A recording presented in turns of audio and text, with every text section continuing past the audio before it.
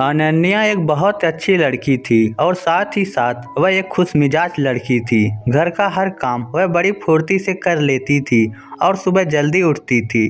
जिस दिन से वह घर में कदम रखी थी उसी दिन से सास उसे कभी दिल से अपना नहीं पाई। कारण था कि बेटे सुनील ने अपने पसंद की शादी की थी। अनन्या पूरी कोशिश करती है कि घर के हर सदस्य को खुश रख सके, स्पेशली अपनी सास को, क्योंकि सुनील अपनी मां से बहुत प्यार करते थे और अनन्या सुनील का दिल नहीं तोड़ना चाहती थी। एक दिन सास अपनी कुछ सहेलियों को घर पर बुलाती है और अपनी बहू को कहती है, सुन बहू, मेरी सहेलियों को कुछ गर्मा गर्म बनाकर खिलाना और याद रखना जो भी बनाओगी स्वादिष्ट होना चाहिए। अनन्या चुपचाप किचन में चली जाती है और अपने काम में लग जाती है। सहेलियों के आने पर अनन्या गर्मा गर्म नाश्ता बनाती है और उसे खाते ही सहेलियों के मुंह से अनन्या के लिए तारीफ निकल जाती है। लेकिन यह बात उसकी सास को कहाँ पचने वाली थी। वह अपनी सहेलियों से कहती है, अरे इसे तो कुछ बनाना नहीं आता था, वह तो शादी के बाद मैंने इसे सब सिखाया है। अनन्या को सास की बात बहुत बुरी लगती है, लेकिन ज़्यादा ध्यान न देते हुए अपने कमरे में चली जाती है। एक दिन अनन्या की ननद सिमरन कॉलेज छोटी छोटी स्कर्ट पहनकर जाने लगती है, जिसे देखकर अनन्या उसे ऐसे कपड़े पहनने से मना करती है। लेकिन सिमरन अनन्या की बातों को अनदेखा करके चली जाती है। यह बात अनन्या अपनी सास को बताती है, लेकिन सास उल्टा अनन्या को डांटने लगती है। घर आकर सिमरन अपने भाई सुनील से कहती है, भैया आप भाभी को समझा दीजिए, मुझे उनकी रोक टोक बिल्कुल पसंद नहीं आती। ये मेरी लाइफ है और मेरी पसंद है, मैं चाहे कपड़े छोटे पहनूं या बड़े, उन्हें खुद तो फैशन की कोई जानकारी है नहीं। तो वहीं सास सुनील के कान में अपनी बहू अनन्या के लिए कड़वे बोल डालने लगती है। सुनील अनन्या से बहुत प्यार करता था और इसीलिए उसके खिलाफ कुछ सुन नहीं पाता, लेकिन जहां बात माँ और बहन की आती तो वह थाली का बैगन बन जाता और अनन्या को उनके सामने डांटने लगता।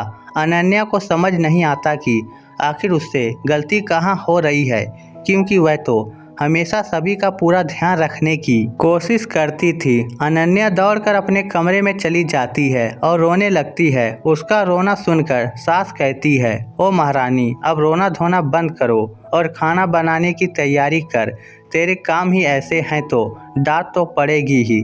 सास का पूरा साथ ननद ने दिया।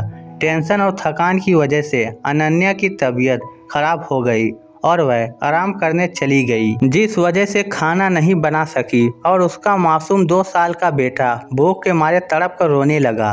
बस फिर क्या था, सास ऑफिस में फ़ोन करके सुनील को बोलती है, देखो हमें भूख लगी है और मैडम अपने कमरे में आराम फरमा रही है, अगर हमें बोल देती तो हम ही खाना बना लेते। ऐसी बात सुनकर सुनील को गुस्सा आ जाता है और वह अनन्या को फोन करने लगता है, लेकिन वह तो बुखार से तप रही थी, इस वजह से वह फोन उठा पाने में सक्षम नहीं थी। दूसरी तरफ अपने मासूम बेटे को भूख से तड़पते देखकर उसे रोना आ रहा था। जैसे ही बेटे को ननद मारने के लिए आगे की ओर बढ़ती है, उसी समय न जाने कहां से अनन्या में हिम्मत आती है और वह शेरनी की तरह दौड़कर ननद का हाथ पकड़ लेती है और अपने बच्चे को गोद में उठाते हुए कहती है, मुझे जितना भी भला बुरा कहना है आप लोगों ने सब कह दिया। मैंने आप सभी की मर्जी के अनुसार हर काम किया है, इसके बावजूद आप लोगों को मेरा काम कभी पसंद नहीं आया। आप लोगों ने मुझे जितने भी दुख दिए हैं मैंने सब बर्दाश्त किया, लेकिन जब सवाल मेरे बच्चे पर है तो मैं चुप नहीं रहूंगी। इस समय अनन्या अपने सारी बीमारी और परेशानी को भूल चुकी थी और एक सुर में बोले जा रही थी। उसी समय वहां सुनील आ जाता है और वह भी अवाक होकर अनन्या को देखने लगता है। मैं कोई मशीन नहीं हूँ, बल्कि एक जीती जागती इंसान हूँ।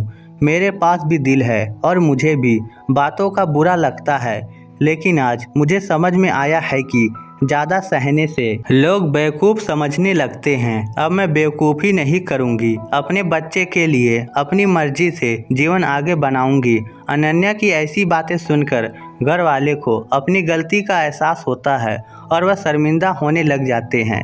दोस्तों, ये गलती हमसे भी होती है कि जिस इंसान ने हमारे लिए खुद को समर्पित कर दिया हो, हम उसका दिल दुखा बैठते हैं और अपनी गलती का अंदाज़ा नहीं लगा पाते हैं। इस स्टोरी को लेकर आपकी क्या राय है, नीचे कमेंट करके हमें ज़रूर बताइएगा। धन्यवाद।